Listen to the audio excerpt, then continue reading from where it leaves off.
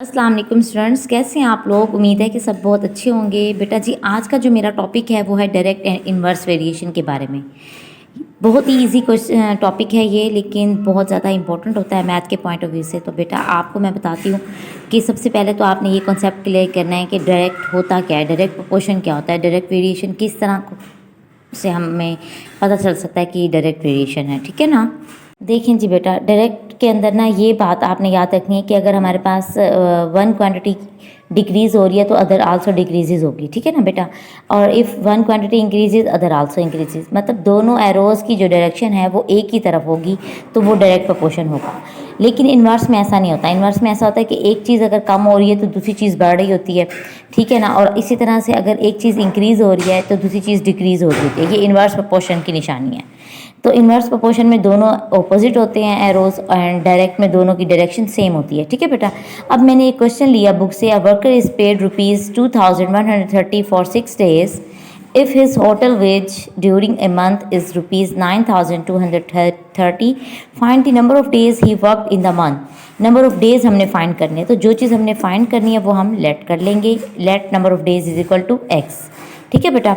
उसके बाद हमारे पास कौन सी दो चीज़ें गिवन है, डेज गिवन है एंड अमाउंट गिवन है। अमाउंट किस में दे रहा है, वो रुपीज़ में, तो यूनिट साथ लिख दिया मैंने। अब यहाँ पर आपने ये बताना है, वो कहता है कि 6 डेज़ के लिए जो वर्कर्स रखे थे उसको कितनी अमाउंट दे रहा है, ₹2130 दे रहा है। ठीक है। अब हमारे पास जनाब आप, वो कहता है कि अब मैंने ना उसको ₹9230 दिए, तो बताएं मैंने कितने डेज़ के लिए उसको काम, मतलब कितने डेज़ के काम का ना मैंने उसको पे किया होगा। तो जाहिर की बात है, जब ज़्यादा अमाउंट मैं पे कर रही हूँ तो मैं वर्क भी तो उससे ज़्यादा डेज़ के लिए लूँगी ना। अब बात है सारी एरोज़ की। देखिए बेटा, सबसे मेन काम जो ही इस क्वेश्चन के अंदर होता है वो एरोज़ का होता है। ऐसा कोई कॉन्सेप्ट नहीं है कि एक्स अगर हमारे पास नीचे है तो आप एरो की डायरेक्शन ऊपर कर दें। ये बेटा मुझे नहीं पता, ये एक किस्म का रट्टा सिस्टम है, ऐसा कुछ नहीं करना। जिस तरह से मैं बता रही हूँ, आपने अगर इस तरह से एरोज़ तैयार किए तो आपका क्वेश्चन कभी भी रॉन्ग नहीं होगा। ठीक है बेटा। देखें, या तो हम ना, हमारे पास जब भी एरोज़ वाला ये प्रोसेस शुरू होता है ना, तो इसमें सबसे मेन चीज़ होती है, एक साइड पे हमारे पास दोनों वैल्यूज़ गिवन होती हैं, जबकि एक साइड पे हमारे पास क्या होता है, एक साइड पे यूँ होता है कि हमारे पास एक्स होता है और एक वैल्यू गिवन होती है। ठीक है। अब आपने करना ये है कि हम जो एक साइड पे ग्रेटेस्ट वैल्यू शो कर रहे हैं तो दूसरी तरफ भी हमने ग्रेटेस्ट वैल्यू शो कर दी है। अगर इस तरफ हम स्मॉलेस्ट वैल्यू को शो कर रहे हैं तो इस तरफ भी हम स्मॉलेस्ट वैल्यू को शो करेंगे। देखें बेटा, इस तरफ इस साइड पर ना दोनों में से ग्रेटेस्ट वैल्यू कौन सी हैं, 9000 समथिंग है ना, तो मैंने ग्रेटेस्ट वैल्यू की तरफ एरो की डायरेक्शन कर दी है।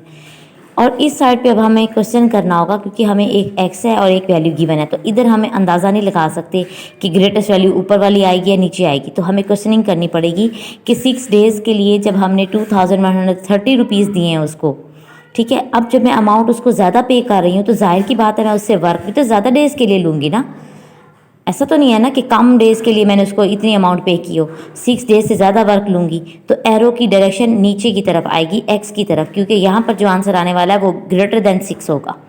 तो फिर ये एरो का कॉन्सेप्ट क्लियर हो गया। उसके बाद अब आपने इस वैल्यू को लिखना किस तरह से है। अगर आप इस साइड से टेल वाली वैल्यू लेंगे, यानी कि 6 है टेल, ये एरो का टेल ये है 6, तो इस तरफ भी हम टेल वाली वैल्यू लेंगे। अगर आपने इस तरफ पहले हेड वाली वैल्यू लिखी तो इधर से भी आप हेड वाली लिखेंगे। ठीक है बेटा, इस बातों का ख्याल रखना है। तो मैंने पहले ना टेल लिखी है 6/x, तो इधर से भी मैंने 2130 डिवाइडेड बाय 9230 बाद में किया है। आगे एक तो सिंपल मेथड है, क्रॉस मल्टीप्लिकेशन हो जाएगा और ना वैल्यू सॉल्व करेंगे आंसर आ जाएगा, तो नीचे हम सोवल लाइन लिख देंगे।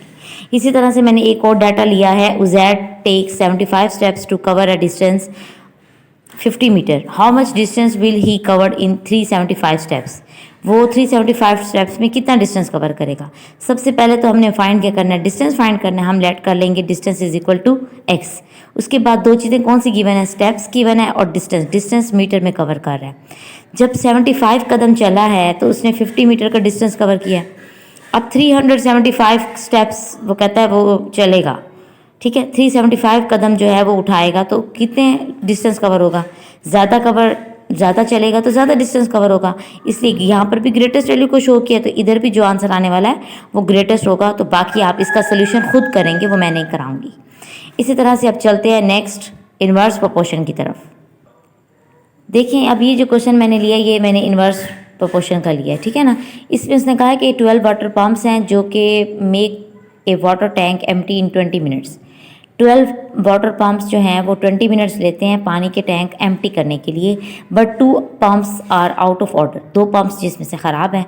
तो how long will the remaining pumps take to make the tank empty.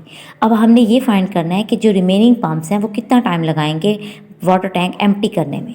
Understood सी बात है कि जब 12 वाटर पम्प जो थे 20 मिनट्स ले रहे थे, अब तो 2 आउट ऑफ ऑर्डर है, यानी कि टोटल हमारे पास अब कितने हैं 10 हैं। अभी मैं बताती हूँ, जो चीज़ फाइंड करनी है हमें टाइम फाइंड करना है ना, how long will the remaining pumps, तो टाइम फाइंड करना है। तो let the time is equal to x.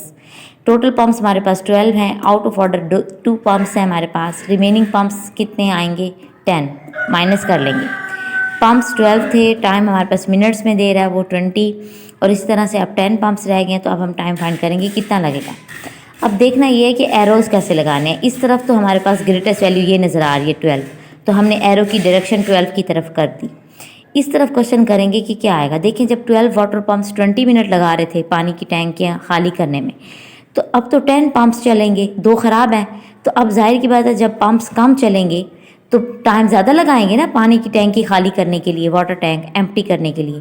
तो इसलिए एरो यहाँ इस तरफ आएगा क्योंकि यहाँ पर ग्रेटेस्ट वैल्यू आने वाली है। फिर आप इसको सॉल्व करेंगे, यहाँ से टेल वाली वैल्यू लिखी है मैंने 10/12, तो टेल यहाँ से भी ढूंढे किधर है, टेल यहाँ था 20/x आएगा। आगे क्रॉस मल्टीप्लिकेशन और डिवाइड वगैरह करेंगे, x आ जाएगा तो वो आपका आंसर होगा। ये आप खुद कर लेंगे, मैंने जस्ट आपको एरोज़ का कॉन्सेप्ट देना था, ठीक है बेटा। एक मैंने क्वेश्चन और लिया है जिसके अंदर उसने कहा कि 36 man can build a wall in 21 days. 36 आदमी हैं जो कि एक वॉल को 21 डेज़ में बिल्ड करते हैं। Find how many man can build this same wall in 14 days. अब हमने मालूम करना है कि कितने आदमी आएँ, कितने आदमी को हम रखें जो सेम वॉल 14 डेज़ में बिल्ड करें। पहले 21 डेज़ में हो रहा था ना, अब जल्दी करनी है वॉल बिल्ड। तो हम लेट करेंगे सबसे पहले तो how many man, number of man is equal to x.